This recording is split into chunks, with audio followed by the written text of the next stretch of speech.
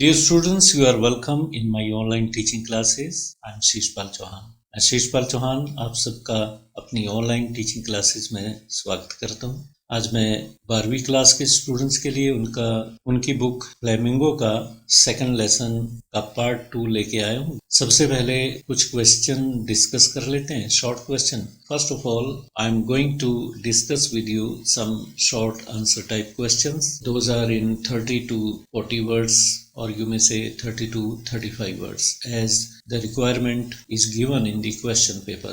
Question paper में word limit जो भी दी होती है 30 या 40 वर्ड्स की के लगभग होते हैं ये. तो उन क्वेश्चंस को सबसे पहले मैं लेके चलता हूँ. पहला शॉर्ट क्वेश्चन है, हु वाज मुकेश? मुकेश कौन था? What was his dream? उसका सपना क्या था? काफी इंपॉर्टेंट क्वेश्चन है.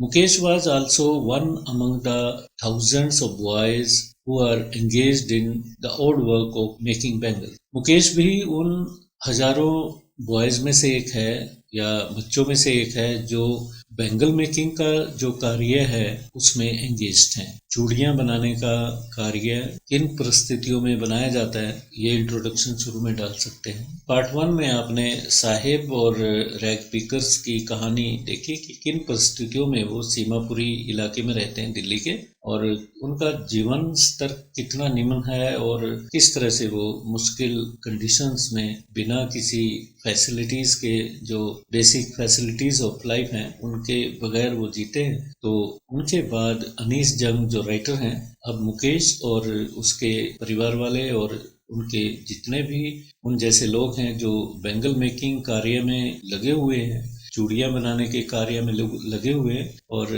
किन कंडीशंस में वो काम करते हैं. ऐसी छोटी छोटी कोठड़ियां हैं जिनमें बैंगल मेकिंग का कार्य किया जाता है और वो लगभग दिन रात उस काम में लगे रहते हैं और डिम लाइट होती है, ऑक्सीजन की पूरी तरह से कमी होती है उनके घरों में या जिस जगह पे वो बैंगल मेकिंग का कार्य करते हैं. इन सब बातों का आपको इन क्वेश्चंस में जिक्र मिलेगा और इस तरह से लेसन भी आपका क्लियर होता चला जाएगा. एक एक क्वेश्चन हम जब लेंगे तो सबसे पहला क्वेश्चन मुकेश के बारे में काफी इंपॉर्टेंट है. Who was Mukesh? What was his dream? Mukesh कौन था? उसका सपना क्या था? Mukesh was also one among the thousands of boys who are engaged in the odd work making bangles. Mukesh भी हजारों लड़कों की तरह इस बैंगल मेकिंग के मुश्किल कार्य में जो लगे हुए हैं उनमें से एक है. His dream was to come out of the vicious circle of poverty. उसका सपना ये था कि ये जो vicious circle है, गरीबी का ये जो कुचक्र है, वो उससे निकलना चाहता था और अपने परिवार को भी उस गरीबी के नर्क से बाहर निकालना चाहता था. He wanted to become a garage mechanic. वो एक गराज मैकेनिक बनना चाहता है. For this, he would go on foot to reach the garage to get his training. और लेखिका को अनीस जंग को ये मुकेश बताता है. जब मुकेश के साथ अनीस जंग की मुलाकात होती है, वार्तालाप होता है, तो उसमें अनीस जंग को मुकेश बताता है कि उसका सपना गराज मैकेनिक बनने का है. उसके घर से बहुत दूर है तो वहां वो पैदल जाएगा और अपने सपने को साकार करेगा. सेकंड क्वेश्चन लेके चलते हैं. What makes the city of Firozabad famous? Firozabad के शहर को कौन सी ऐसी चीज है जो इस लेसन में जिसका जिक्र किया गया है और वह चीज फिरोजाबाद को प्रसिद्ध बनाती है, फेमस बनाती है, वो कौन सी चीज है? आपको उसका जिक्र करना है. The city of Firozabad is famous for the production of bangles of various colours. जो फिरोजाबाद का शहर है वो बैंगल मेकिंग के लिए बहुत फेमस है. तरह तरह के रंगों की चूड़ियां यहाँ बनाई जाती है. This odd job is done by so many poor families engaged in this work. और ये जो मुश्किल कार्य बैंगल मेकिंग का है, इसमें बहुत से सैकड़ों परिवार इस कार्य में लगे हुए हैं. दिन रात वो काम करते हैं. About 20,000 children are also engaged in this work. और इस कार्य में लगभग 20,000 बच्चे जुड़े हुए हैं, इस कार्य को करते हैं. थर्ड क्वेश्चन लेके चलते हैं. What is the condition of the children working in the glass bangle factories of Firozabad? जो फिरोजाबाद की ग्लास बैंगल फैक्ट्रीज हैं जो चूड़ियाँ बनाती हैं, कांच की चूड़ियाँ जहाँ पे बनाई जाती हैं, तो वहाँ पे बच्चे जो कार्य करते हैं किन परिस्थितियों में करते हैं, किन कंडीशंस में करते हैं, you are to explain this thing. और you may have this question in another form, what are the hazards of working in the glass bangles industries of Firozabad. You are to explain the hazards means risks, difficulties of working in the odd conditions of bangle making factories. जो bangle making factories हैं वहाँ जो conditions है, miserable conditions है, बुरी condition है, तो वहाँ के बारे में आपको बताने हैं कि क्या क्या रिस्क इन बच्चों को, इन परिवारों को उठाने पड़ते हैं, झेलने पड़ते हैं। Answer is, the glass Bengal industries of Firozabad do not provide good human conditions for the thousands of its workers. जो फिरोजाबाद की ग्लास बेंगल इंडस्ट्रीज हैं वो हजारों वर्कर्स को, ये जो कार्य करते हैं हजारों वर्कर इन फैक्ट्रीज में, उनको जो बेसिक ह्यूमन कंडीशंस है वो भी मुहैया नहीं कराती, वो भी इनको प्रोवाइड नहीं कराती। They have to work in small rooms which have no ventilation for fresh air and light to come there. इन्हें छोटे छोटे कमरों में काम करना पड़ता है जिनमें कोई वेंटिलेशन नहीं है, कोई रोशनदान नहीं है जहाँ से ताज़ा हवा अंदर प्रवेश कर सके, और प्रॉपर लाइट भी इन कमरों में नहीं है, अंधेरा छाया रहता है। बहुत ही मध्यम सी रोशनी जो भट्टियों के जलने से, कोयलों में से जो रोशनी निकलती है, मात्र वही रोशनी, उसी रोशनी में ये लोग कार्य करते हैं। Actually the workers have put their eyes in danger while working in these dark places with the light of furnaces only। वास्तव में इन वर्कर्स ने मजबूरी के तहत अपने जीवन को दांव पे लगाया हुआ है, खतरे में डाला हुआ है, अपनी आंखों को खतरे में डाला हुआ है रोजी रोटी कमाने के लिए, क्योंकि यहाँ इन कमरों में जो भी लाइट होती है वो भट्टियों में से निकलने वाली रोशनी की ही लाइट होती है। तो फोर्थ क्वेश्चन लेके चलते हैं। Describe the locality where Mukesh lives. जिस लोकेलिटी में मुकेश रहता है उस लोकेलिटी का आपको जिक्र करना है। The locality in which Mukesh lives is not a healthy place to live in. जिस जगह पे मुकेश रहता है, जिस एरिया में मुकेश रहता है, वो रहने के लिए उपयुक्त स्थान नहीं है, एक स्वास्थ्यवर्धक जगह नहीं है। The streets are narrow and one can notice heaps of garbage lying here and there. गलियां बहुत तंग हैं और आप अगर उन गलियों में से गुजरो तो आपको थोड़ी थोड़ी दूरी पे कूड़े करकट के ढेर नजर आएंगे, हीप्स ऑफ गार्बेज आपको नजर आएंगे। The domestic animals and human beings live in those streets emitting foul smell। Human being भी और animals भी, जो domestic animals होते हैं जैसे गाय है, गाय तो इन घरों में मुश्किल से ही मिलती होगी, बकरियां रखी हुई हैं इन लोगों ने, रखने का खर्चा बहुत कम होता है, जगह भी बहुत कम घेरती हैं, तो डॉग्स भी मिलेंगे इन गलियों में, और ह्यूमन बीइंग और ये डोमेस्टिक एनिमल इकट्ठे रहते हैं, और उसी जगह, जिस जगह में रहते हैं तो फाउल स्मेल वहाँ से आती है। The huts they live in have no windows and the doors are about to fall any time। इन घरों में खिड़कियां नहीं हैं और दरवाजे खस्ता हालत में हैं, ऐसा लगता है जैसे वो थोड़ा सा धक्का दे दें आप तो वो गिर जाएंगे।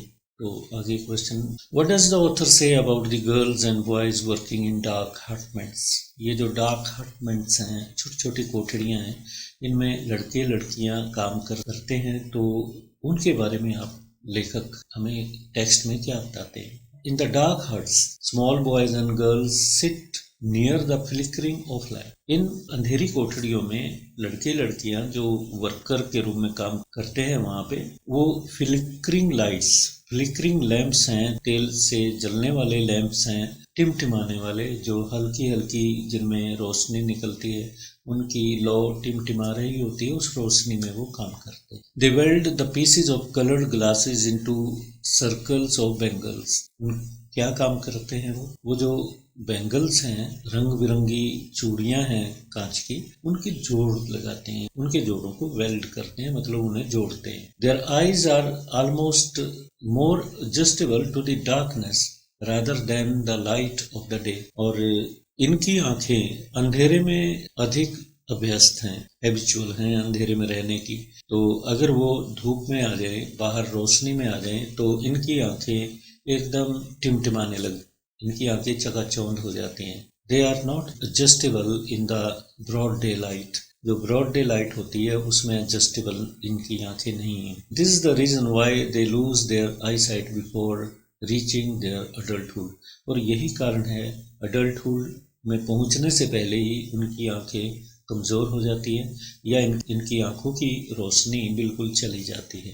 आगे चल, ऊपर वाला 5th क्वेश्चन था, अब 6th क्वेश्चन पे चलते हैं। Who is Savita? सविता कौन है? व्हाट इज शी डूइंग, और वो क्या कर रही है? What does the writer wonder about her, और लेखिका उसके बारे में क्या सोचती है? आप जानते हैं कि अनीस जंग मुकेश के साथ उनके परिवार से मिलने गई थी, तो वहां पे लेखिका ने एक लड़की को देखा जिसका नाम सविता था, और वो उस वक्त क्या कर रही थी और लेखिका उसके बारे में क्या सोचती है, ये आपको इसमें लिखना है आंसर। ये क्वेश्चन काफी इंपॉर्टेंट है, कई बार एग्जाम में रिपीट हुआ है। Savita is a young girl who is sitting near an elderly woman. Savita एक नौजवान लड़की है और एक बुजुर्ग महिला के पास बैठी हुई है, अपने परिवार की दादी हो सकती है, सविता की दादी अम्मा हो सकती है। She is in pink dress, और वो पिंक ड्रेस में है, and soldering pieces of glass, चूड़ियों के जोड़ों को वेल्ड करना वो कर रही थी वो। The writer wonders if she knows about the sanctity of bangles that she is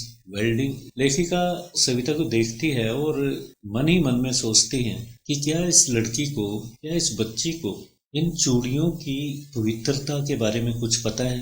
आप जानते हैं कि चूड़ियाँ सुहागन की निशानी होती हैं, सुहाग की निशानी होती है, और शादी में चूड़ियों का पहनना, चूड़ा पहनना, चूड़ पहनना बहुत ही पवित्र माना जाता है, एक शादी के अटूट बंधन का प्रतीक है। और जितनी भी सुहागन महिलाएं हैं वो रंग बिरंगी चूड़ियाँ अपने जितने भी फेस्टिवल्स होते हैं उन अवसरों पे वो पहनती हैं। तो लेखिका यही सोचती है कि क्या इस बच्ची को इन बातों का पता है। अब क्वेश्चन 7 पे चलते हैं हम। How in your opinion can Mukesh realise his dream? आपकी राय में क्या मुकेश इस अपने सपने को साकार कर सकता है, रियलाइज कर सकता है? How is his attitude different from his parents? और उसका जो दृष्टिकोण है, एटीट्यूड है, उसके पेरेंट्स से कितना भिन्न है, डिफरेंट है, ये भी आपको इसमें क्वेश्चन में बताना है। या इस क्वेश्चन को ऐसे भी पूछा जा सकता है, is it possible for Mukesh to realise his dream?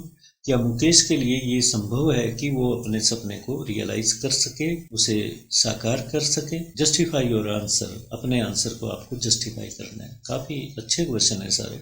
Answer is the author noticed a spark of hope in Mukesh eye. जब लेखिका की मुकेश के साथ मुलाकात हुई थी तो लेखिका ने मुकेश की आंखों में एक चमक देखी थी, एक स्पार्क देखी थी, जिसमें एक आशा की किरण जिसे कहते हैं वो नजर आ रही थी। He was determined to break the lineage of his forefathers by becoming a garage mechanic. उनके परिवारों में उनके पूर्वजों ने या उनके फादर तक की जो पीढ़ी थी, उन्होंने गरीबी की जो लाइनेज थी, जिस कुचक्र में वो फंस गए थे गरीबी के, उसको तोड़ने के लिए